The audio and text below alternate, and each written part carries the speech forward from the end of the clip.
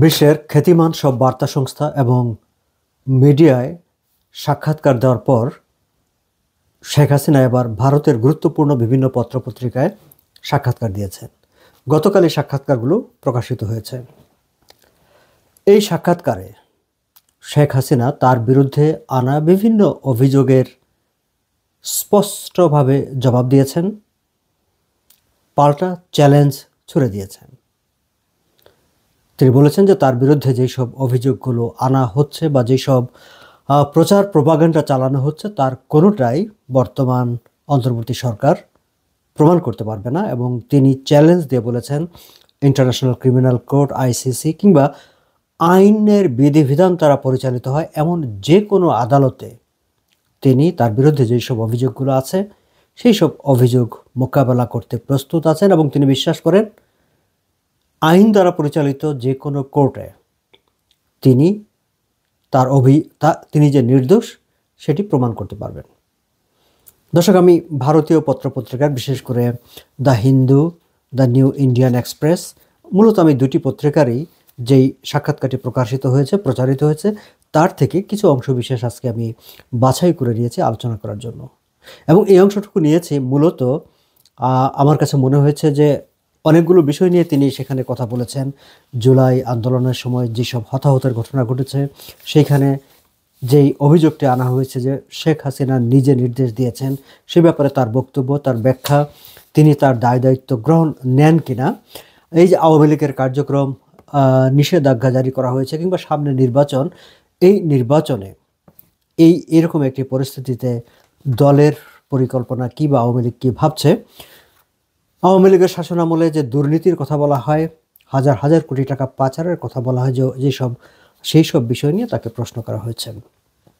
আমি আজকের আলোচনায় মূলত জুলাই আগস্টের যে হত্যাকাণ্ড নিয়ে শেখ হাসিনার বিরুদ্ধে ঢাকায় যেই ইন্টারন্যাশনাল যে কোর্টটি স্থাপন করা হয়েছে, মানবতা বিরোধী অপরাধ কোর্ট আদালত, যে আদালতে বিচার একরকমের চলছে এবং আগামী 13ই নভেম্বর রায় দেওয়া হবে বলে ইতিমধ্যে জানানো হয়েছে।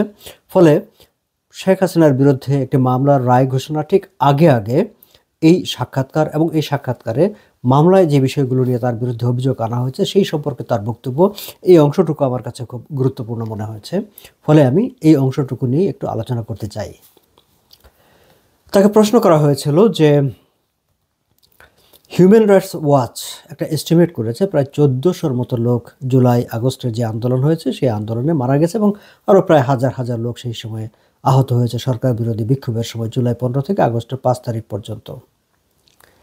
এবং বিভিন্ন রিপোর্টে বলা হয়েছে যে এই যে হতাহতের ঘটনাগুলো ঘটেছে তার অধিকাংশই হয়েছে সিকিউরিটি ফোর্সেসের গুলিতে। ফলে শেখ হাসিনাকে প্রশ্ন করা হয়েছিল যে as the prime minister at the time, do you take responsibility for the state-inflicted violence that led to your ouster? যে রাষ্ট্রের স্পন্সর করা, প্রশ্নটা দেখেন খুব কঠিন প্রশ্ন, কিন্তু যে স্টেট ইনফ্লিক্টেড ভায়োলেন্স, যে এই ভায়োলেন্সে যেই সহিংসতার ঘটনা ঘটেছে, গুলির ঘটনা ঘটেছে, এবং যার কারণে তাকে ক্ষমতাচ্যুত হতে হয়েছে, তার অ্যাজ এ প্রাইম মিনিস্টার তিনি তার দায়িত্ব নেন কিনা। শেখ হাসিনা বলেছেন, তিনি কিন্তু শুরুই করেছেন যে I mourn each and every life lost in tragic violence. সেই ট্র্যাজিক ভায়োলেন্সে যেসব প্রাণহানির ঘটনা ঘটেছে প্রত্যেকটি প্রাণহানির জন্য, প্রত্যেকটি মৃত্যুর জন্য তিনি শোক প্রকাশ করছেন। এবং তিনি বলছেন as the country's leader I ultimately take leadership responsibility. তিনি নেতৃত্বের যে দায়িত্ব, নেতৃত্বের যে দায়, দেশের নেতা হিসাবে, প্রধানমন্ত্রী হিসাবে জুলাই আগস্টে যেই হতাহতের ঘটনাগুলো ঘটেছে তার প্রত্যেকটি ঘটনার জন্য শোক প্রকাশ করে তিনি লিডারশিপ রেসপন্সিবিলিটি নিচ্ছেন। দর্শক, এই প্রথম শেখ হাসিনা জুলাই আগস্ট আন্দোলনের যেই হতাহতদের ব্যাপারে তার নিজের অবস্থান পরিষ্কার করলেন, এবং as a prime minister, as a leader of the country তিনি তার লিডারশিপ রেসপন্সিবিলিটি নিচ্ছেন। একই সঙ্গে তিনি বলছেন যে কথাটি বলা হয় যে আমি গুলি করার নির্দেশ দিয়েছি, বা সিকিউরিটি ফোর্সদেরকে এই ধরনের মানে ব্যবস্থা নেওয়ার নির্দেশ দিয়েছি বা কাউকে গুলি করে মেরে ফেলার নির্দেশ দিয়েছি, সেটি হচ্ছে সম্পূর্ণ ভুল। সেটি একেবারেই ফ্যাক্ট বেসড নয়। কারণ সেই সময়ে তিনি বলছেন যে যেই সব পদক্ষেপ নেওয়া হয়েছে, all actions are taken in good faith, মানে যেটা সত্য বিশ্বাস এবং উইথ দ্য সোল ইন্টেনশন, একেবারে আন্তরিক যে ইচ্ছাটা ছিল সেটি ছিল যে ফার্দার ভায়োলেন্স যাতে না হয়, আরও যাতে প্রাণহানির ঘটনা না ঘটে। সেই কারণে যে একটা রায়ট পরিস্থিতি তৈরি হয়েছিল, সেই পরিস্থিতি নিয়ন্ত্রণ করার জন্য আইনশৃঙ্খলা রক্ষী বাহিনী যারা সেখানে ঘটনাস্থলে নিয়ন্ত্রণে ছিলেন, তারা তাদের যে বেস্ট জাজমেন্ট, সেই জাজমেন্ট প্রয়োগ করে তারা সেই সিদ্ধান্তটি নিয়েছে। এবং অল দ্য ডিসিশন দে টুক, সেটা নেওয়া হয়েছিল একটা গুড ফেথ থেকে, টু কন্ট্রোল দ্য সিচুয়েশন, যেটা আরও ভায়োলেন্ট হয়ে উঠছিল, যেটা আরও প্রাণহানির ঘটনা ঘটতে পারত।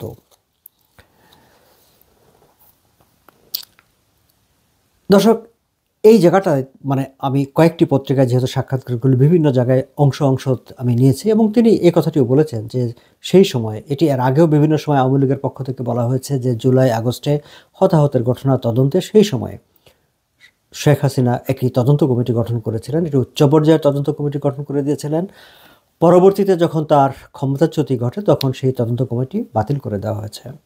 এবং সেই সময়ও শেখ হাসিনা আহ্বান জানিয়েছিলেন জাতিসংঘকে, আন্তর্জাতিক বিভিন্ন সংস্থাকে, যে আপনারা আসেন এবং প্রমাণ এটি নিয়ে তদন্ত করে দেখেন যে কেন কিভাবে এই হতাহতের ঘটনাগুলো ঘটছে।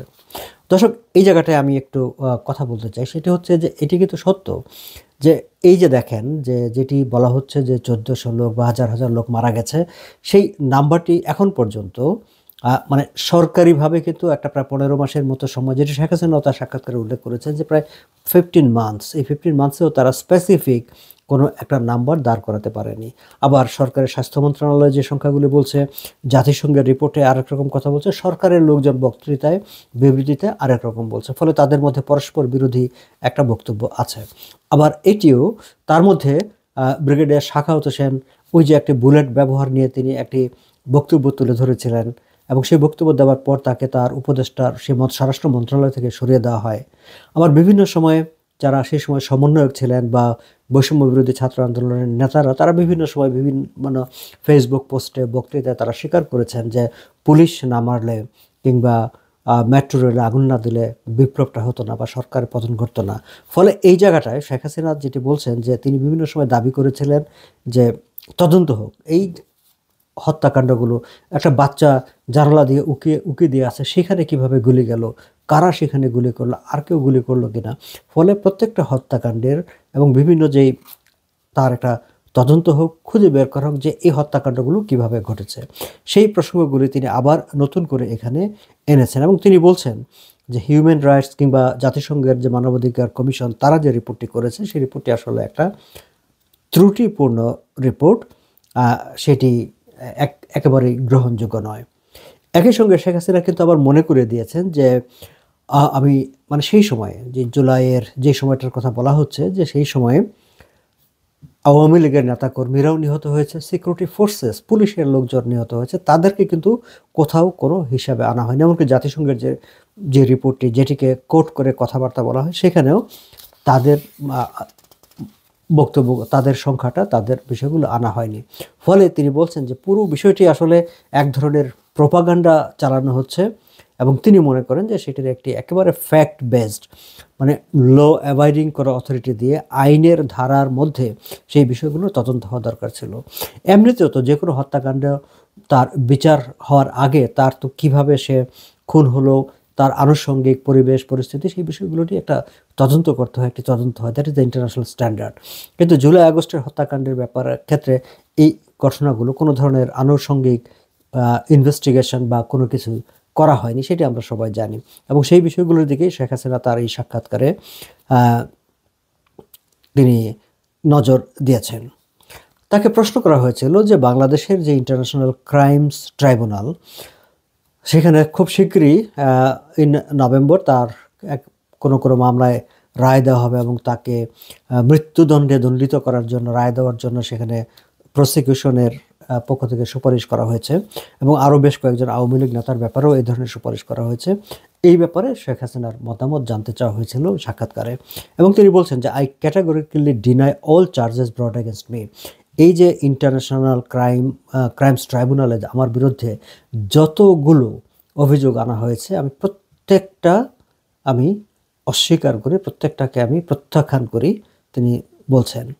এবং তিনি বলছেন যে এই যে চার্জগুলো এগুলো আসলে একটা ক্যাঙ্গারু কোর্টে, হ্যাঁ, যেটা আমার মানে শেখ হাসিনা বলছেন যে তার যে রাজনৈতিক প্রতিপক্ষ আছে সেই রাজনৈতিক প্রতিপক্ষ যারা অগণতান্ত্রিকভাবে ক্ষমতা দখল করেছে তারা একটা ক্যাঙ্গারু কোর্ট সাজিয়ে সেইখানে তার বিরুদ্ধে এই অভিযোগগুলো এনেছে।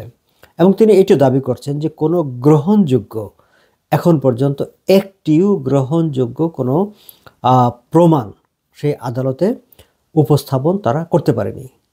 কিছু কিছু অডিও রেকর্ডের কথা সেখানে উপস্থাপন করা হয়েছে, যেগুলো আমরা পত্রপত্রিকায় দেখেছি, এবং সেই সব অডিওগুলো হাইলি সার্কুলেট করা হয়েছে সরকারি উদ্যোগে। সেই ব্যাপারেও তিনি বলছেন যে এই যে মানে আমি গুলির আদেশ দিয়েছি কিংবা মানে নির্মমতার আদেশ দিয়েছি, এই ধরনের কিছু যে অডিও যেগুলো প্রচার করা হয়েছে সেগুলো আসলে ম্যানিপুলেটেড এবং বিভিন্ন জায়গা থেকে আউট অফ কনটেক্সট সেগুলোকে করা হয়েছে, ফলে সবই আসলে সাজানো এবং সেগুলো এক ধরনের পাতানো খেলা। এবং তিনি বলছেন যে যদি কোনো প্রপার কোর্ট অফ ল, যেটা মানে আইনের যে আদালত, আইনের দ্বারা পরিচালিত যে আদালত, এরকম কোনো আদালতে যদি হয় তাহলে I would be able to challenge this phony evidence. এই যে মানে পাতানো সব এভিডেন্সগুলো হাজির করা হয়েছে কোর্টে এবং বাইরেও প্রচার করা হয়েছে, সেগুলো তিনি চ্যালেঞ্জ করতে পারবেন। কিন্তু বাংলাদেশে এই ধরনের কোনো কোর্ট, কোনো আদালত এই মুহূর্তে এক্সিস্ট করে না। তিনি বলছেন যে আমি কি করেছি, আমার বিরুদ্ধে আমার শাসন আমলে আমার যে কাজ, সেই কাজের পক্ষে দাঁড়াতে আমি একটু ভীত নই। I have repeatedly challenged the Yunus administration to bring these charges before a genuinely impartial tribunal. যে কোনো একটা পক্ষপাতহীন আইন দ্বারা পরিচালিত ট্রাইব্যুনালে এই মামলাগুলো পরিচালনা করার জন্য শেখ হাসিনা বলছেন যে আমি একাধিকবার তাদেরকে চ্যালেঞ্জ দিয়েছি এবং আমি এখনও আবার চ্যালেঞ্জ দেই যে এই ধরনের কোনো ট্রাইব্যুনালে যেখানে আইন দ্বারা পরিচালিত, আইনের শাসন দ্বারা পরিচালিত, বিশেষ করে দ্য ইন্টারন্যাশনাল ক্রিমিনাল কোর্ট, সেখানেও যদি এই বিচারটি পাঠানো হয়, সেখানেও আমি মনে করি, তিনি বলছেন, I could be tried fairly and with the right two Mount a proper defence. এবং আমার যদি প্রপার ডিফেন্স দেওয়ার মানে আমার আত্মপক্ষ সমর্থনের প্রপার সুযোগ দেওয়া হয়, তাহলে আমি সব জায়গায় আমি যে নির্দোষ সেটি প্রমাণ করতে পারবো। কিন্তু ইউনুস গভর্নমেন্ট সেটি করবে না, কারণ তারা জানে যে তারা যেটি করছে সেটি একেবারেই সরকার মানে নিয়ন্ত্রিত, সরকারের তৈরি করে দেওয়া একটি রায় তারা আদালতের মাধ্যমে আনতে চাইছে, কারণ সেটি তারা করতে পারবে না। Control proceedings and deliver the preordained guilty verdict, মানে আগে থেকে ঠিক করে দেওয়া একটি দোষী সাব্যস্ত করে যে রায়, সেই রায়টা তারা দিতে পারবে না, সেই কারণে তারা এই কাজটি করবে না। দর্শক খেয়াল করবেন, শেখ হাসিনা স্পষ্টভাবেই বলছেন যে তিনি প্রস্তুত আছেন, বা ইউনুসকে তিনি, ডক্টর ইউনুসের সরকারকে তিনি চ্যালেঞ্জ করছেন যে বিচার করতে হলে ইন্টারন্যাশনাল ক্রিমিনাল কোর্টে, যেখানে আওয়ামী লীগ একটি ডক্টর ইউনুস সহ ইউনুস প্রশাসনের বেশ কয়েকজনের বিরুদ্ধে একটি মামলা তারা দায়ের করেছে জুলাই পরবর্তী সময়ের যেই বিভিন্ন হত্যাকাণ্ডগুলো ঘটেছে বাংলাদেশে, তার বিচার, তার প্রতিকার চেয়ে। সো শেখ হাসিনা এটিও বলছেন যে আমার বিরুদ্ধে যদি এই জুলাই আগস্টের হত্যাকাণ্ডে কোনো সম্পৃক্ততার অভিযোগ আনা হয় বা সেটি করতে চান, তাহলে ইন্টারন্যাশনাল ক্রিমিনাল কোর্টে সেখানে বিচার হোক। আমি মনে করি যে সেখানে আমি আমাকে ডিফেন্ড করতে পারবো এবং আমি প্রমাণ করতে পারবো যে আমার মানে যে অভিযোগগুলো আনা হয়েছে সেই সব অভিযোগে রাজনৈতিক উদ্দেশ্য প্রণোদিত এবং মিথ্যা। যাই হোক, সাক্ষাৎকারগুলোতে আরও অনেকগুলো বিষয় আছে, সেই বিষয়গুলো নিয়ে হয়তো বা সামনে আবার আলাদা করে কথা বলা যাবে। আমি ঠিক শুধু এই অংশটুকুতে থাকতে চেয়েছিলাম, যেহেতু 13ই নভেম্বর শেখ হাসিনার বিরুদ্ধে দায়ের করা একটি মামলার রায় ইন্টারন্যাশনাল ক্রিমিনাল মানে ঢাকার যেটি, সেখান থেকে মানবতা বিরোধী যে অপরাধ ট্রাইব্যুনাল যেটি করেছে, ইন্টারন্যাশনাল ক্রাইমস ট্রাইব্যুনাল বাংলাদেশের, সেখানে একটা রায় হওয়ার কথা রয়েছে। এবং তারই প্রেক্ষিতে শেখ হাসিনা যে বক্তব্য দিয়েছেন, তার যে নির্দোষ প্রমাণ করেছেন এবং চ্যালেঞ্জ করেছেন যে যদি আইন দ্বারা পরিচালিত কোনো ট্রাইব্যুনালে তার বিচার হয়, তিনি সাক্ষ্য প্রমাণ দিয়ে প্রমাণ করতে পারবেন যে তিনি আসলে নির্দোষ। এখন হয়তো সেরকম সুযোগ তিনি পাবেন না, কিন্তু তিনি যে সৎ সাহসের সঙ্গে চ্যালেঞ্জ ছুড়ে দিয়েছেন এবং নিরপেক্ষ একটি জায়গায় আন্তর্জাতিক আদালতে বিচারের মুখোমুখি হওয়ার আগ্রহ প্রকাশ করেছেন, সেটি প্রমাণ করে যে তিনি আসলে পালিয়ে বেড়াতে চান না, তিনি যে কোনো অভিযোগের মুখোমুখি হতে চান। আজ এই পর্যন্তই।